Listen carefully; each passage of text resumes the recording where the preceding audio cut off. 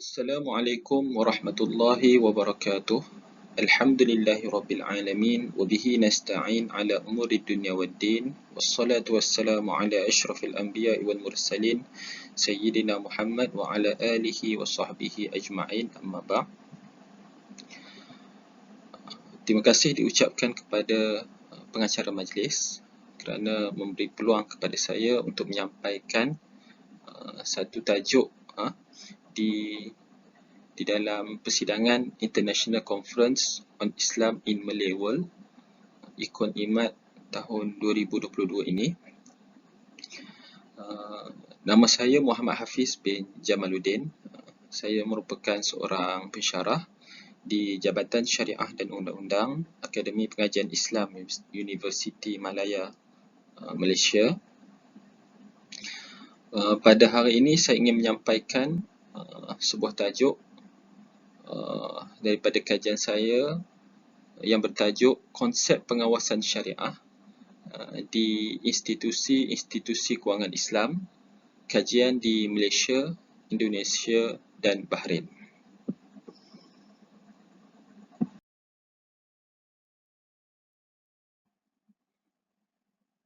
Sebagai pendahuluan, penyelesaian hukum syarak bagi institusi kewangan Islam atau singkatannya IKI dikawal selia oleh sebuah badan pengawasan syariah. Badan pengawasan syariah ini menjadi lambang ataupun trademark kepada institusi kewangan Islam.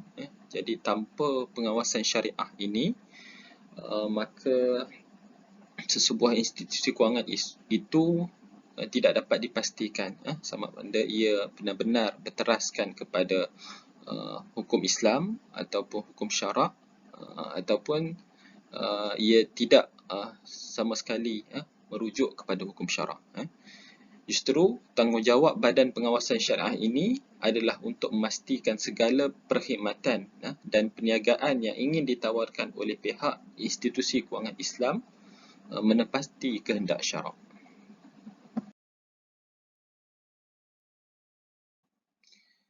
Dari sudut takrif, pengawasan ataupun disebut sebagai ar-riqabah dari sudut bahasa bermaksud pemeliharaan, yakni al-hifzu, penjagaan, al-hirasah dan penantian, al-intizar. Ini dari sudut lughawi ataupun dari sudut bahasa Arabnya.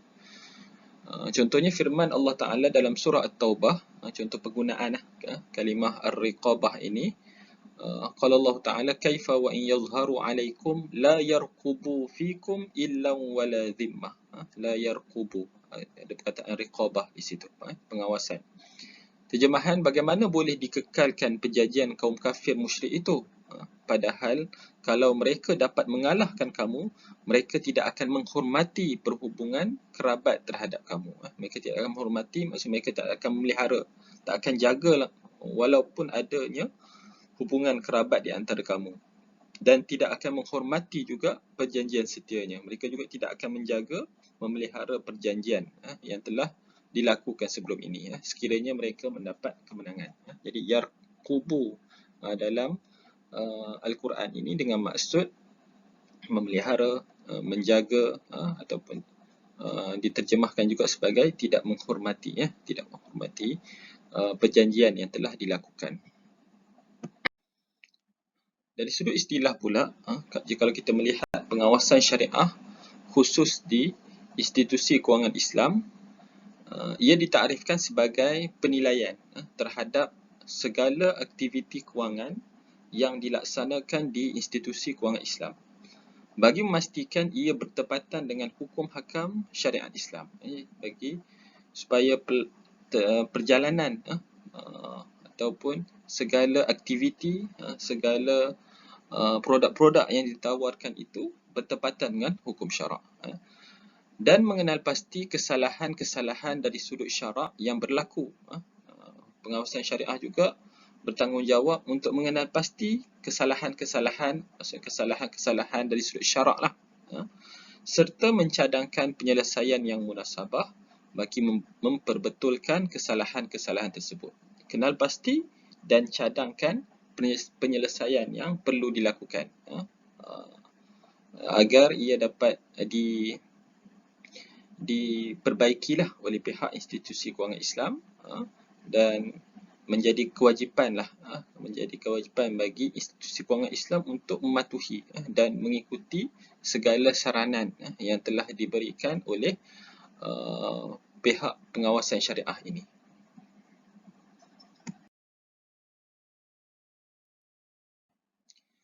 Baik, kita lihat pula konsep pengawasan syariah di institusi kewangan Islam di Malaysia secara khususnya.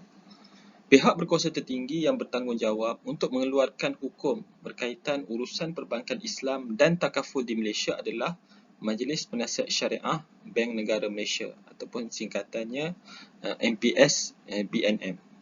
Kedudukan Majlis Penasihat Syariah Bank Negara Malaysia ini sebagai pihak berkuasa tertinggi dalam penetapan hukum berkaitan kewangan Islam di Malaysia memberikan banyak kelebihan. Ini kerana bidang kewangan dan perbankan memerlukan kepada kepastian, kestabilan dan keseragaman. Disebabkan pengawasan syariah ini terus duduk di bawah bank negara, yang mana bank negara ini adalah bank pusat.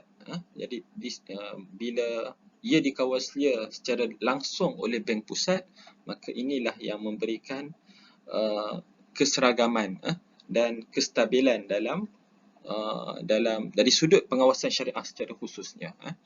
Kewujudan Majlis Penasihat Syariah Bank Negara Malaysia dianggap sebagai satu kelebihan kepada negara ini, yakni Malaysia, di mana ia boleh menyatukan semua pandangan-pandangan yang berbeza dalam bidang kewangan Islam. Jadi tidak adalah fatwa daripada bank A berbeza dengan fatwa dengan bank B, ataupun fatwa bank B berbeza dengan bank C. Jadi tidak akan berlaku perbezaan di situ kerana ada penyelarasan daripada pihak bank negara secara terus daripada bank pusat yang mengawal selia segala hukum hakam ataupun pengawasan syariah yang perlu dipatuhi oleh semua institusi kewangan Islam yang berada di bawah Bank Negara Malaysia ini. Dari sudut kaedah-kaedah yang digunakan oleh MPS BNM, proses penyelesaian hukum adalah berdasarkan sumber hukum Islam yang utamalah, Al-Quran dan As-Sunnah. MPS BNM juga menitik beratkan pandangan para ulama terdahulu dan juga disesuaikan dengan keperluan semasa. Selain itu, pandangan ulama kontemporari turut dianalisis bagi melihat kesesuaiannya dalam realiti masyarakat di negara ini. Semua pandangan para ulama, sama ada para ulama terdahulu atau ulama kontemporari, akan dianalisis bagi mengenal pasti pandangan yang lebih kuat dan pandangan yang rajih. Ahli MPS BNM juga dalam keadaan tertentu akan membuat keputusan berdasarkan gabungan pelbagai pandangan sehingga berlakunya konsep tasfiq dalam keputusan yang dikeluarkan. Proses pemilihan pandangan turut dilakukan berdasarkan pandangan yang paling rajih ataupun pandangan yang paling sesuai untuk diaplikasikan pada masa kini. Sekiranya semua pandangan para ulama, sama ada ulama silam ataupun kontemporari, mempunyai kekuatan yang sama dari sudut dalil yang digunakan dan juga dari sudut kebolehgunaan dalam permasalahan semasa, maka penggunaan dalil maslahah atau uruf akan menjadi pilihan ketika membuat pilihan di antara pandangan-pandangan tersebut. Jadi sekiranya pandangan kedua berlaku pertentangan dari sudut pandangan-pandangan para ulama ini dan kedua-duanya mempunyai dalil yang tersendiri, maka pandangan yang lebih menghampiri maslahat dan pandangan yang lebih menghampiri uruf ataupun keperluan kebiasaan masyarakat akan diutamakanlah di antara pandangan-pandangan tersebut.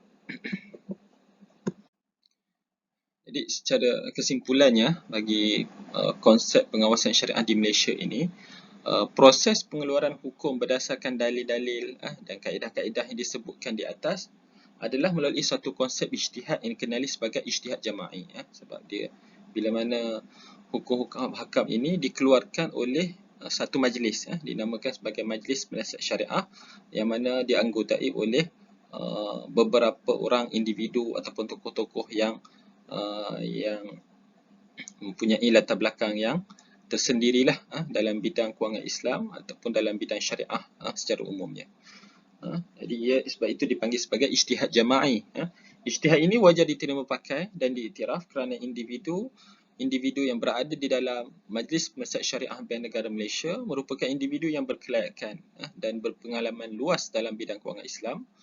Kemampuan untuk melakukan ijtihad pada masa kini juga telah dipermudahkan dengan kemudahan untuk memperoleh semua rujukan-rujukan penting daripada kitab-kitab yang muktabar. Jadi ijtihad ini perlu diiktiraf disebabkan faktor individu itu sendiri yang menganggotai Majlis Penasihat Syariah dan juga kewujudan rujukan-rujukan yang muktabar yang tersedia untuk kita rujuk dan untuk kita gunakan dalam proses pengeluaran hukum syarak tersebut. Seterusnya kita melihat konsep pengawasan syariah di institusi kewangan Islam di Indonesia. Sistem kewangan Indonesia bermula pada tahun 1992 melalui pindaan Undang-Undang Nombor 7 tahun 1992 tentang perbankan yang memperuntukkan kebenaran penubuhan bank yang beroperasi berasaskan prinsip musyarakah ataupun perkongsian dan juga melalui penubuhan Bank Muamalat Indonesia sebagai bank pertama yang memenuhi segala prinsip dan kehendak syariah. Seterusnya, Majlis Ulama Indonesia sebagai sebuah organisasi penting di Indonesia serta menggabungkan ramai ulama daripada aliran dan pemikiran yang berbeza telah memainkan peranan dalam bidang kewangan Islam bagi memastikan seluruh masyarakat Islam dapat mengamalkan ajaran Islam dalam suasana yang aman damai serta diredai Allah. Pada tahun 1999, Majlis Ulama Indonesia telah menubuhkan Dewan Syariah Nasional DSN secara rasmi bagi melaksanakan salah satu peranan MUI dalam memberi khidmat kepada salah satu cabang ilmu Islam iaitu bidang muamalat dan ekonomi Islam. Metod fatwa yang digunakan oleh Dewan Syariah Nasional MUI adalah berdasarkan pedoman penetapan fatwa Majlis Ulama Indonesia yang ditetapkan dalam Ijtima' Ulama Komisi Fatwa se-Indonesia pada 14 hingga 16 Disember 2003. Jadi ini boleh dianggap sebagai satu tata cara pengeluaran fatwa secara bertulis dan juga secara yang agak terperinci juga yang menjelaskan berkenaan tentang kaedah pengeluaran hukum dalam fatwa-fatwa yang dikeluarkan oleh Majlis Ulama Indonesia. Dasar umum dalam pedoman ini menetapkan bahawa sebarang penetapan fatwa hendaklah berdasarkan Al-Quran, Sunnah, Ijma' dan Qiyas serta dalil-dalil lain yang muktabar. Manakala proses pengeluaran fatwa dilakukan secara kolektif di bawah satu lembaga yang dinamakan sebagai Komisi Fatwa. Ini juga merujuk kepada konsep ijtihad jama'i. Metod penetapan fatwa pula dimulakan dengan meninjau terlebih dahulu pendapat para imam mazhab dan para ulama' muktabar beserta dalil yang digunakan. Masalah yang punya hukum yang jelas hendaklah dikeluarkan seadanya mengikut pandangan para ulama' terdahulu. Masalah yang punya khilaf di kalangan mazhab pula hendaklah menggunakan salah satu daripada dua metod. Metod yang pertama al-jam'u wa taufiq iaitu dengan mencari titik pertemuan bagi semua pendapat mazhab. Metod yang kedua adalah metod tarjih. Ia dilakukan sekiranya usaha untuk mencari titik pertemuan tidak berhasil, maka ketika ini metod tarjih akan digunakan dengan membuat perbandingan dan memilih salah satu pendapat tersebut dengan menggunakan kaedah-kaedah dalam usul fiqh muqaran. Bagi masalah yang tidak mempunyai ketetapan hukum daripada ulama'-ulama' mazhab, metod yang akan digunakan ialah dengan cara ijtihad jama'i. Ijtihad dilakukan sama ada melalui metod bayani, istinbat hukum melalui kaedah-kaedah bahasa Arab, ataupun metod ta'lili, iaitu qiyas, istihsan dan ilhaq, ataupun metod istislahi dan saddu al-dhari'ah. Penetapan fatwa dalam semua keadaan perlu mengambil kira kemaslahatan umum dan maqasid syariah.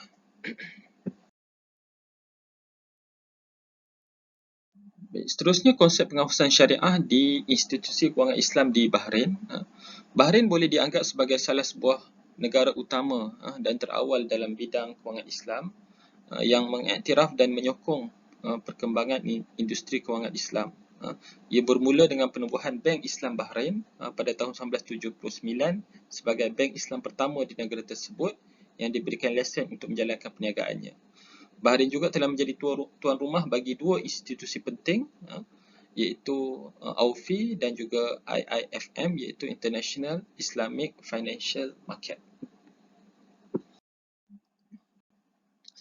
Baik, dari sudut konsep pengawasan syariah di Bahrain secara khususnya, AUFI dianggap sebagai pihak berkuasa utama dalam penetapan hukum-hukum dan prinsip-prinsip syariah. Ini berdasarkan peraturan-peraturan yang dikeluarkan oleh Central Bank of Bahrain, CBB, ataupun Bank Pusat Bahrain, yang mewajibkan semua institusi kewangan Islam untuk mematuhi semua standard yang dikeluarkan oleh AUFI.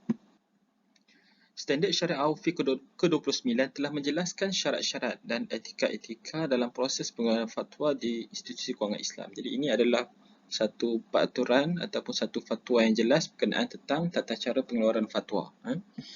Standard Syariah ini menyatakan bahawa mana-mana institusi kewangan Islam wajib meminta fatwa daripada SSB ataupun Syariah Supervisory Board, itu jawatan kuasa syariah yang ditubuhkan oleh institusi kewangan Islam. Jadi dia sebuah institusi kewangan bukan sahaja perlu mematuhi standard AUFI, ia juga perlu mematuhi segala fatwa-fatwa yang dikeluarkan oleh jawatan kuasa syariah di peringkat institusi kewangan Islam di Bahrain juga. Standard Syariah AUFI ini seterusnya menyatakan bahawa sandaran utama bagi setiap fatwa adalah petunjuk yang jelas, dilalah as-sarihah minal Quran was sunnah, serta hukum yang telah diijma'kan oleh para ulama. Jadi sumber utama Quran, sunnah dan ijma'. Peringkat seterusnya adalah hukum yang dikeluarkan berdasarkan kias, kemudian hukum yang dikeluarkan berdasarkan dalil-dalil yang lain, iaitu istihsan, al-masalih al-mursalah dan lain-lain. Bagi memudahkan proses pengeluaran fatwa, ahli-ahli lembaga pengawasan syariah perlu mempunyai pengetahuan dan pemahaman yang mendalam dan terperinci terhadap suatu permasalahan yang hendak difatwakan. Jadi mereka perlu melihat latar belakang terlebih dahulu. Ini tata cara lah. Perlu melihat, perlu memahami dulu konsep ataupun produk yang ingin ditawarkan. Suatu fatwa juga perlu melihat dari sudut adat dan kebiasaan masyarakat ketika mana fatwa tersebut hendak dikeluarkan. Seterusnya, mufti boleh merujuk kepada hukum-hukum yang terdapat dalam kitab-kitab mazhab yang berlainan. Ijtihad perlu dilakukan sekiranya dalil bagi suatu hukum agak bertentangan dengan beberapa dalil yang lain, ataupun ketika mana tiada nas ataupun pendapat para ulama terdahulu berkenaan masalah fatwa yang perlu difatwakan. Jadi kita lihat di sini ada persamaan dari sudut merujuk kepada pandangan para ulama terdahulu juga, mana di Malaysia dan juga Indonesia, di Bahrain juga. AUFI juga menyarankan supaya merujuk kepada ijtihad para ulama terdahulu, dan sekiranya tidak ada, bolehlah digunakan ijtihad dengan merujuk kepada dalil-dalil ini untuk memberikan penyelesaian yang terbaru. Mufti juga perlu mengambil kira pandangan yang dikeluarkan berdasarkan konsep ijtihad secara kolektif. Jadi pandangan yang baru yang hendak dikeluarkan itu hendaklah dikeluarkan secara kolektif ataupun yang dipanggil sebagai ijtihad jama'i.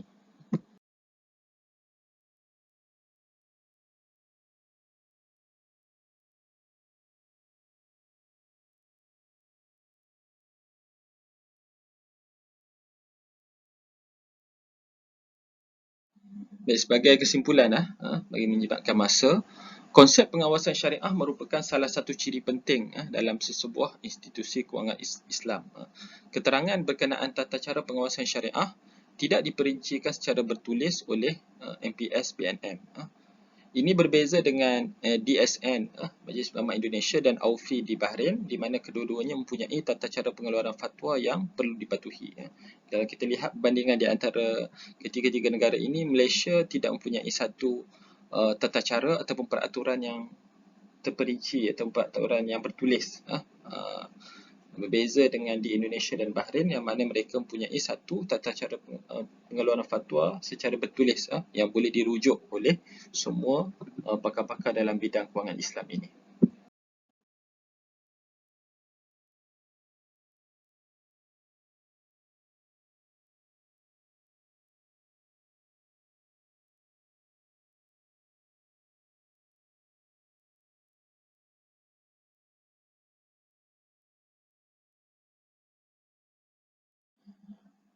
Tanpa penjelasan terperinci berkenaan kaedah penyelesaian hukum, ia boleh dianggap sebagai satu penafian terhadap hak masyarakat untuk mengetahui dengan lebih jelas bagaimana suatu keputusan atau fatwa itu dikeluarkan oleh badan-badan yang telah diberikan autoriti dalam perkara ini. Jadi, jikalau tidak ada penjelasan yang secara bertulislah, disukarlah bagi mereka-mereka yang berada di luar daripada jawatan ataupun majlis penasihat syariah ini untuk mengetahui apakah kaedah yang digunakan dalam proses penetapan ataupun pengeluaran fatwa di peringkat MPS BNM ini. Walau bagaimanapun, merujuk kepada temu bual penyelidik dengan beberapa informan, MPS BNM sebenarnya telah mempunyai panduan khusus dalam pengeluaran sebarang keputusan fatwa. Mereka sebenarnya tidaklah ada, bukanlah tidak ada tata cara langsung, bahkan mereka mempunyai satu panduan yang sangat komprehensif juga, sangat menyeluruh, bagaimana langkah setiap langkah yang perlu diikuti dalam proses pengeluaran setiap fatwa. Panduan tersebut merupakan satu peraturan yang lengkap, terperinci dan mampu memastikan setiap keputusan yang dibuat adalah tepat dan konsisten. Sungguh pun begitu, MPS BNM tidak boleh terhenti setakat itu. Tidak bolehlah sekadar panduan itu hanya berlega di kalangan ahli majlis penasihat syariah sahaja. Bahkan MPS BNM hendaklah melangkah setapak lagi dengan menjelaskan kaedah-kaedah tersebut secara bertulis agar dapat dinilai dan dikaji oleh pihak-pihak lain yang berada di luar MPS BNM. MPS BNM juga perlu bersedia untuk memperjelaskan dengan lebih lanjut bagaimana mereka mengaplikasikan kaedah-kaedah tersebut dalam setiap keputusan yang dikeluarkan, agar kaedah yang dikeluarkan serta fatwa yang dikeluarkan itu lebih telus, lebih jelas dan lebih terperinci bagaimana tata cara penggunaan kaedah-kaedah tersebut dalam semua fatwa-fatwa yang dikeluarkan oleh Majlis Penasihat Syariah Bank Negara Malaysia. Baik, sekadar itu sahaja bentangan saya pada hari ini berkenaan tentang konsep pengawasan syariah di institusi kewangan Islam di Malaysia, Indonesia dan Bahrain. Mudah-mudahan ada manfaatnya untuk kita semua. Wabillahi taufiq wal hidayah. Assalamualaikum warahmatullahi wabarakatuh.